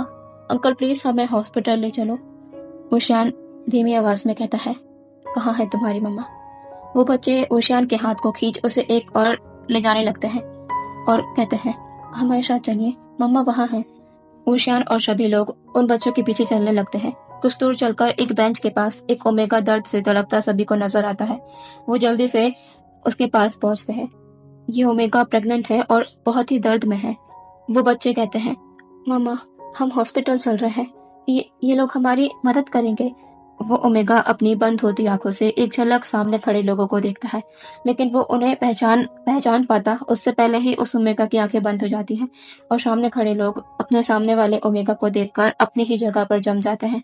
ऊशान के मुंह से निकलता है, "लहसान।" वो बच्चे रोने लगते हैं लालवंगची को अपनी आंखें बंद करते देख। वो कहते हैं, "अंकल, मम्मा को क्या हुआ? वो आंखें क्यों नहीं खोल रही?" ऊशान अपने शौक से बाहर आता है। उसके पास अभी ज्यादा सोचने का समय नहीं है। वो कहता है, "चैन, गाड़ी लेकर आओ।" जैंगचेंग जल्दी से कार लेने चला जाता है। ऊशियान आगे बढ़कर धीरे से लानवांगजी को अपनी गोद में उठा लेता है। कांग्सू सरन और मैडम यू भी बच्चों को गोद में उठाकर उन्हें शांत करने लगती हैं। कार के आते ही ऊशियान लानवांगजी को लेकर बैक सीट में बैठ जाता है। वो सभी जल्दी से हॉस्पिटल के लिए निकल जाते हैं। डॉक्टर अभी अभी लानवांगजी को अंदर ले गए हैं। वो दोनों बच्चे खड़े कांच के थ्रू अपनी मम्मा को देख रहे हैं। ऊशियान भी उस रूम के आसपास चक्कर लगा रहा है। तभी वहां कोई 3 पर्सन आते हैं, जिन्हें देख वो बच्चे उसके पास दौड़ कर आ जाते हैं और कहते हैं, "अंकल नहीं, आप आ गए। देखिए मम्मा को क्या हुआ है। बेबी बेबी मम्मा को हर्ट कर रहा है।" नहीं, हो शान कहता है, "बेबी ऐसा नहीं है, मम्मा को कुछ नहीं होगा।" अब जाकर वो शान और उसकी फैमिली ने उन दोनों बच्चों का चेहरा देखा था और उन दोनों को देखकर उनके पैरों के नीचे से जमीन खिसक जाती है। वो अपने मन में ये ख्याल लाने से पीछे नहीं हटते कि ये बच्चे वुशियान के हैं, क्योंकि दोनों का ही फेस पूरी तरह वुशियान से मिलता है और उनका वो मोल भी। वो दोनों ट्विंस हैं। वैनकिंग कहती है, "सर, क्या आप इन बच्चों को जानते हैं?" नहीं मिंजो, जो निहाशान के ब्रदर है, जो एक सर्जन है। वो कहते हैं, "डॉक्टर वैन, मैं ये आपको बाद में बताऊंगा। पहले आप जाकर लानवांग जी की डिलीवरी में मदद कीजिए। उसे कुछ नहीं होना चाहिए।" वैनकिंग कहती है, "जी सर," और अंदर चली जाती है। वुशियान कहता है, "निहाशान।" निहाशान पलटकर वुशियान को देखता है और उसकी आंखों के सवाल को भी समझ जाता है। वो कहता है, "प्रोफेसर वै, मैं जानता हूँ कि आप क्या पूछना चाह रहे हैं और मैं आज आपको सब कुछ बताऊंगा भी, ताकि सालों से चल रही गलतफहमी दूर हो जाए। आप ये जानना चाहते हैं ना कि ये बच्चे किसके हैं? आप सही समझ रहे हैं। ये बच्चे किसी और के नहीं, आपके और लानवांग जी के बच्चे हैं। ये आपके बच्चे हैं।" वुशियान की आंखों का आंसू अब बह जाता है। निहाशान कहना जारी रखता है, "मैंने आपसे कहा था प्रोफेसर वे कि आप वहां मत जाइए, लेकिन काश हमें ये पता होता कि आप असल में वे कॉर्पोरेशन के इकलौते वारिस हैं, तो बात आज यहाँ तक नहीं आती। इसमें कुछ गलती आपकी भी है, पूरी तरह लानवांग जी का दोष नहीं। लानवांग जी ने जो किया उस वक्त आपको कुछ ना हो ये सोचकर किया, पर उसे नहीं पता था कि उसके अपने ही उसे धोखा देंगे। वो आज भी अपने आप को आपके साथ जो हुआ उसका दोषी मानता है और शायद सारी जिंदगी मानता रहेगा। आपके वहां गिर जाने के बाद लानवांग जी के परिवार वाले उसे जबरदस्ती ले गए, फिर से उसे शादी के लिए तैयार किया, लेकिन वहां हुआ कुछ और ही। लानवांग जी ने अपनी जान लेने की कोशिश की, क्योंकि वो आपके साथ जो हुआ उसे याद कर करके वैसे ही घुटकर मर जाता। लेकिन किस्मत को कुछ और ही मंजूर था। लानवांग जी को बुरी हालत में शंघाई के हॉस्पिटल लाया गया, जहाँ मेरे भाई हेड डॉक्टर थे। वहां हमें पता चला कि लानवांग जी प्रेग्नेंट है, और लानवांग जी को जब ये खबर मिली तो उसने इन बच्चों के लिए जीने का फैसला किया जो आपके थे। उसके लिए उसने सारी हदें पार कर दी। उसने गांव के सरपंच और उसके बेटे के खिलाफ पुलिस कंप्लेन की, उससे फोर्सफुली मैरिज करने और गांव के लोगों का फायदा उठाने के लिए। आगे चलकर पुलिस को उनके कई काले कारनामों का पता चला, जिससे उन्हें कड़ी सजा मिली। वो अभी भी जेल में है। एक रात लानवांग जी बिना अपने परिवार को खबर किए हमारी मदद से हॉस्पिटल से चला गया और बीजिंग शिफ्ट हो गया, क्योंकि उसने अपने परिवार को माफ नहीं किया था और उसने फैसला किया कि वो कभी उनसे नहीं मिलेगा। बीजिंग में रहते रहते ही बच्चों के बर्थ के कुछ महीने बाद ही लानवांग जी को पता लगा कि विभूषण असल में है कौन, और वो अभी जिंदा है। लानवांग जी को रिग्रेट हुआ उस पल का जब उसने आपके कहे शब्द पर विश्वास नहीं किया था कि आप उसे उस गांव वहां के लोगों से दूर ले जाएंगे, जबकि आप ऐसा सच में कर सकते थे। लानवांग जी आपके प्यार को वापस पाने आपके पास आया। उसके बाद क्या क्या हुआ ये सब मुझे आपको बताने की जरूरत नहीं। माना पहले लानवांग जी की कुछ गलती थी जो आपकी दूरियों का कारण बनी, लेकिन दूसरी बार आप गलत थे प्रोफेसर वे। आपने सब कुछ पर विश्वास कर लिया, डीएनए रिपोर्ट पर, लानवांग जी के पिल्स खाने वाली बात पर, जबकि वो सब कभी फेल भी हो सकती है। लेकिन आपने विश्वास नहीं किया तो लानवांग जी का, जो आपसे कह रहा था कि ये बच्चे आपके हैं। आप भी सही नहीं है यहाँ प्रोफेसर वे। ओशियान को गिल्ट होता है उस पल का जब वो अपने गुस्से में अंधा हो गया था। ओशियान उन बच्चों को देखता है जो उसे देख रहे हैं। वो ओशियान उनके पास अपने घुटनों पर आ जाता है। वो अपनी आंसू भरी आंखों से कहता है, मैं तुम्हारा। ओशियान के शब्द पूरा होने से पहले ही वो बच्चे कहते हैं, आप हमारे डैडी हैं। ओशियान हैरानी से उन्हें देखता है। वो कहता है, तुम जानते हो कि मैं तुम्हारा डैड हूँ? वो बच्चे अपना सिर हाँ में हिला देते हैं। ओशियान कहता है, तो फिर तुम कभी मुझसे मिले क्यों नहीं? मेरे पास क्यों नहीं आए? वो बच्चे अब धीरे से कांसेसरन को देखते हैं और फिर अपना सर झुकाकर कहते हैं, ग्रैंडमा ने मम्मा से कहा था कि वो आपको पुरानी बातें ना बताए, इसलिए मम्मा ने नहीं बताया। कांसेसरन अपने मुंह पर हाथ रख चेयर में बैठ जाते हैं। उनसे उनसे ये क्या हो गया? ओशियान अपना सर नीचे कर लेता है। बच्चे कहते हैं, डैडी आप रो रहे हैं? ओशियान उन्हें देख कहता है, क्या डैडी से नाराज हो तुम दोनों? वो दोनों ही अपना सर ना में शेक कर देते हैं और कहते हैं, मम्मा ने कहा कि डैडी बहुत अच्छे हैं, वर्ल्ड के बेस्ट डैडी। ओशियान तुरंत उन दोनों को अपने सीने से लगा लेता है। ये उसके बच्चे हैं जिनसे वो इतने साल दूर रहा। किस्मत भी उसके साथ अजीब खेल खेलती है। ओशियान उन बच्चों से तब अलग होता है जब हॉस्पिटल रूम का डोर खुलता है। एक लेडी डॉक्टर सामने आकर कहती है, पेशेंट के हस्बैंड कौन है? ओशियान आगे आकर कहता है, डॉक्टर मैं उसका हस्बैंड हूँ। क्या हुआ, वो ठीक है ना? डॉक्टर कहती है, आपको क्या पता नहीं था कि उनकी पहली प्रेगनेंसी कॉम्प्लिकेटेड थी? उसके बाद भी आपने दूसरी प्रेगनेंसी कैसे होनी थी? ओशियान ये सुनकर डर जाता है। वो कहता है, डॉक्टर क्या मतलब है आपका?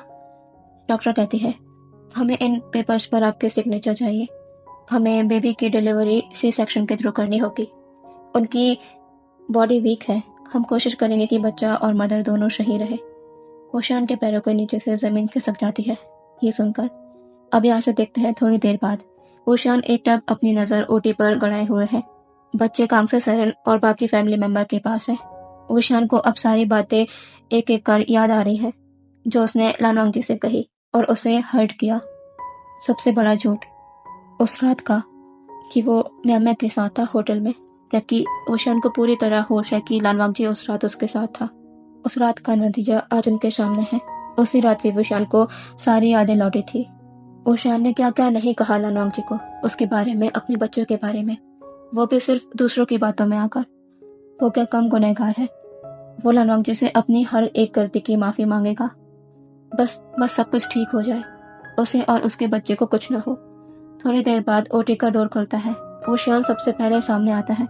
डॉक्टर बाहर आती है। उनके हाथ में एक बेबी है। वो उसे ओशियान की तरफ बढ़ाते हुए कहती है, कांग्रेचुलेशन, आपको एक ओमेगा डॉटर हुई है। ओशियान अपने कांपते हाथों से अपने बेटे को गोद में ले लेता है। उसकी आंखों से कब आंसू फिसल गए उसे पता ही नहीं चला। उसकी बेटी ये कितनी सुंदर है। वो उसके फॉरहेड पर एक किस करता है। तभी वो कहता है, लांसान, डॉक्टर लांसान। डॉक्टर कहती है, डोंट वरी, वो भी ठीक है। अभी थोड़ी देर बाद आप उनसे मिल सकते हैं। सभी एक एक कर उस बच्ची को देखते हैं जो बहुत प्यारी है। कांसेसरन को रिग्रेट होता है उन्होंने सब कुछ का पता क्यों नहीं लगाया। लानवांग जी से नफरत में कुछ भी सच जानने की कोशिश नहीं की और इतने सारे सुखों से वंचित रहे। उसके ग्रैंडसन से दूर रहे। क्या मिला उन्हें आखिर में? कुछ नहीं। अब देखते हैं कुछ समय बाद बेड पर लेटा लानवांग जी धीरे धीरे अपनी आंखें खोलता है। वो सब कुछ समझने की कोशिश कर रहा है और जैसे ही उसे याद आता है वो तुरंत अपने हाथ को अपने टमी पर ले जाता है जो अब फ्लैट है। वो अचानक से डर जाता है और बेड से उठने की कोशिश करने लगता है। तभी डॉक्टर उसे रोकते हुए कहते हैं, अरे आप आराम से उठिए। लानवांग जी कहता है, डॉक्टर मेरा बच्चा। डॉक्टर लानवांग जी के पास में लेटे उसकी बच्ची को लानवांग जी की गोद में दे देती है। लानवांग जी जल्दी से उसे ले लेता है। डॉक्टर कहते हैं, ये ओमेगा बेटी है। लानवांग जी वीक स्माइल के साथ कहता है, बेटी। वो तुरंत उसके फॉरहेड पर किस कर कहता है, बहुत प्यारी है। तभी लानवांग जी को कुछ याद आता है। वो कहता है, युआन, सिजुई। तभी लानवांग जी को सुनाई देता है, मम्मा। लानवांग जी अब अपना हेड टर्न करता है और अपने सामने सारे लोगों को खड़ा देखता है जिन्हें दोबारा देखने की उम्मीद उसने कब की छोड़ दी थी। युआन और सिजुई जल्दी से लानवांग जी के पास आ जाते हैं और उसके आस-पास बैठकर अपनी लिटिल सिस्टर को देखने लगते हैं। लालवांगजी की नज़र वुशियान पर अटक जाती है। वो सिक्योरली अपनी बेबी को अपने सीने से लगा लेता है। वो अपना सर शेक कर कहता है, नहीं, ये सिर्फ मेरी बेटी है। मैं आप लोगों की ज़िंदगी से दूर चला जाऊंगा। मैं कभी आपके सामने नहीं आऊंगा। वुशियान का दिल टुकड़ों में टूट जाता है लालवांगजी को इस तरह देखकर। वो उससे डर रहा है। वुशियान तुरंत लालवांगजी के पास आकर उसके लिप्स पर अपने फिंगर रख देता है और उसे आगे कहने से रोक देता है। बाकी सभी लोग वुशियान और लालवांगजी को अकेला छोड़ युआन सिजुई को लेकर कमरे से बाहर चले जाते हैं। वुशियान लालवांगजी की आंखों में देख कहता है, मुझे माफ कर दो। मुझे पता है ये हमारी बेटी है, तुम्हारी और मेरी। मैंने तुमसे झूठ कहा था, जबकि मुझे पता था कि तुम उस रात मेरे साथ थे, न कि म्यां म्यां। उसी रात मुझे सारी यादें याद आ चुकी थी। मुझे माफ कर दो उन शब्दों के लिए जिससे मैंने तुम्हारा दिल दुखाया है।